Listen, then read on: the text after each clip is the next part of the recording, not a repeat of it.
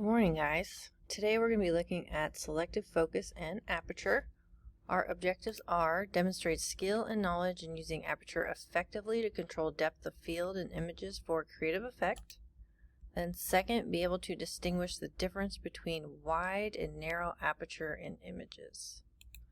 Our first word worth knowing is aperture. So aperture is the opening of the lens in the camera, which controls the intensity of light that hits the image sensor.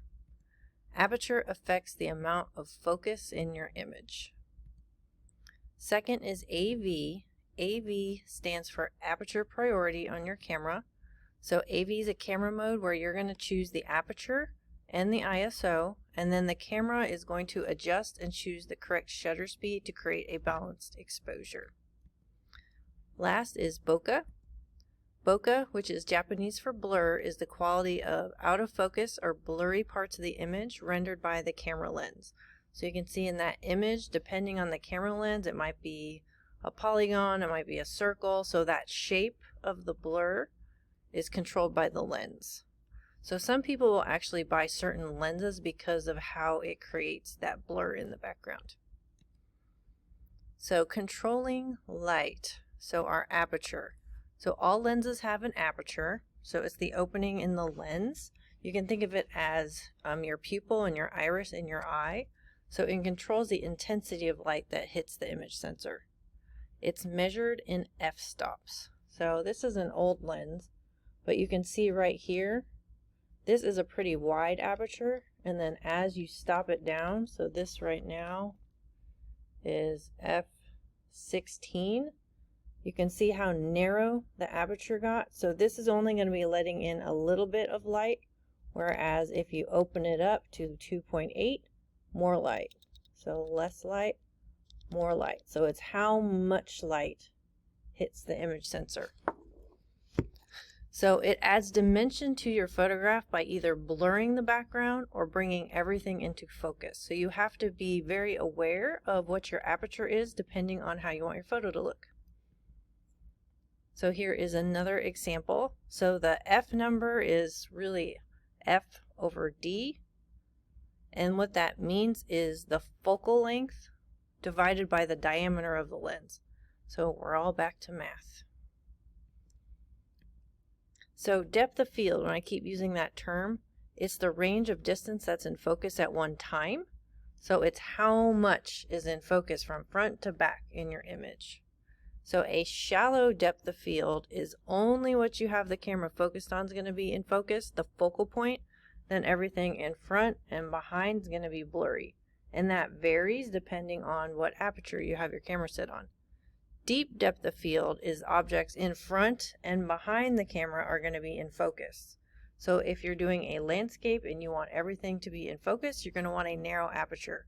If you're doing a portrait and you want the background to be blurry to draw attention to your subject, you're going to want a wide aperture. So looking at this student photo right here, what type of depth of field is that? Is that shallow or deep? That would be shallow. The camera is focused on the hand holding that little glass diamond, and then the background, look at that beautiful bokeh in the background with the lights.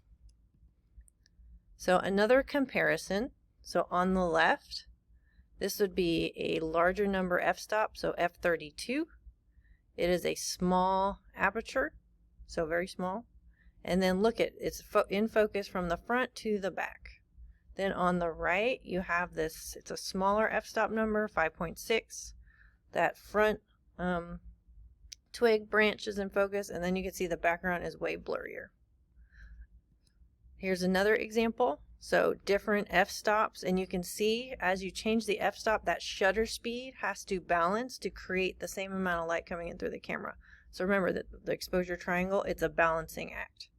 So this is a 2500th of a second, which is super fast, at 1.8, which is a very wide aperture, versus the one at the bottom, which is a 60th of a second, which is a lot slower shutter speed with a really narrow aperture, f22. So all of these pictures have the same amount of light coming in through the camera, but different combinations of shutter speed and aperture to create a correct exposure. But the appearance of the photo is very different. So you need to think about your plan, what you want to show your viewer when you're photographing, because the settings matter. Oops, let me go back. So just one more example. You can never have too many examples. So shallow depth of field. Remember, shallow, think of like a shallow end of a pool. Not much focus. So that first can is in focus. Everything behind it is getting blurry because that's where the camera focus is. You can see right here, this is the line where it's focused. So this would be like a middle depth of field. So if you have your aperture at like f8, maybe f11. So, and then the camera looks to be focused right here. So you have a little bit of focus in front, a little bit of focus in back.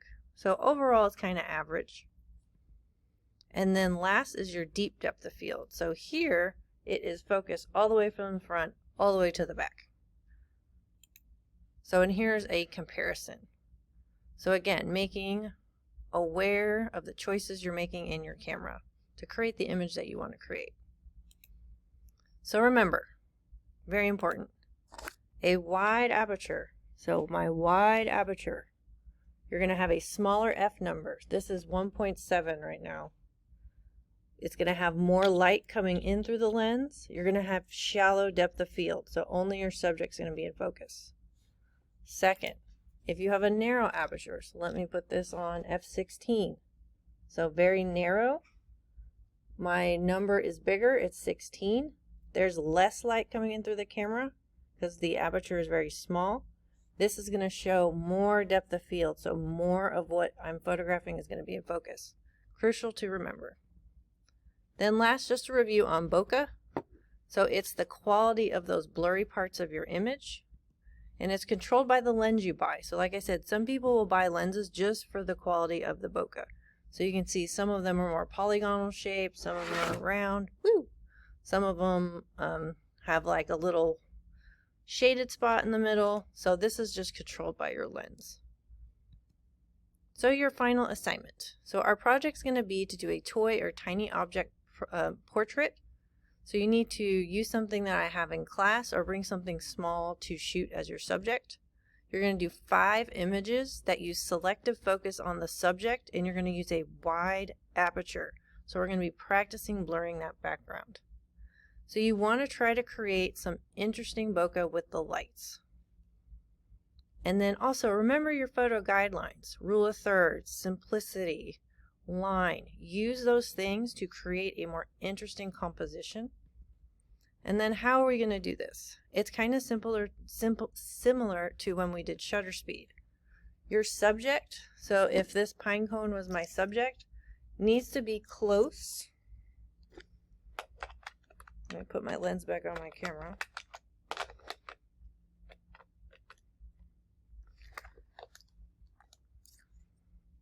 Needs to be as close to the camera as I can get it. Remember, you can't get too close without a special filter, but you need your subject to be close, and then the background, the lights, needs to be further in the back. You want to create distance between your subject and the background to really create a nice blurry background. If your subject and your background, your lights are right here, that's not far enough. Everything's going to end up being in focus. And then, like I said, your background, the lights need to be far in the distance. And then we're going to use AV just to make things simple before we start really digging into manual. Or if you're ready, you can use manual. And then when you're looking at lenses, that 50mm lens is going to create the best bokeh effect. And here are some examples from the past. So you have, I love that little one with the pencil eraser guy, and then the little Lego man. So all of these, the subject was close to the camera, and then we had a setup of lights in the background to create that really nice blurry effect in the background. All right, so I can't wait to see what you do. Good job.